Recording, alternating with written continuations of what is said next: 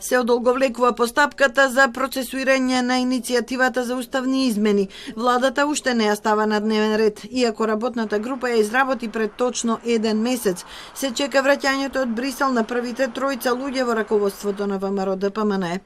Партијата соопшти дека председателот Христијан Мицкоски заедно со подпредседателите Александар Николовски и Тимчо Муцунски овие денови ќе имаат повеќе средби со представници на ЕУ и на ЕПП.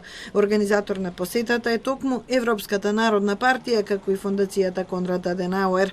Николовски во ТВ интервју најави дека имаат намера да ги представат позициите на ВМРО-ДПМН и да понудат решенија, но и да побараат од Унијата конкретни економски чекори и инфраструктурни проекти.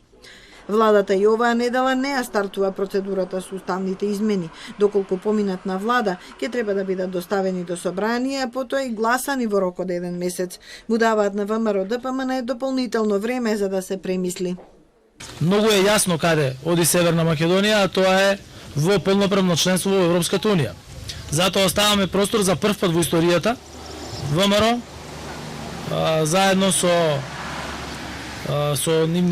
нивното раководство за прв пат да се одлучат да бидат дел од носењето на една ваква важна одлука и продолжување на европската интеграција на државата. Од лидерската средба Ковачевски Мицкоски поминаа 20 на дена. СДСМ чека ВМРО-ДПМН да им се придружи во работните групи за уставни измени, бидејќи изразила првична согласност, додека опозицијската партија чека владеачката да избере еден од нејзините предлози, изменетиот устав да важи од нашето влегување во ЕУ или избори на есен, макар и без техничка влада.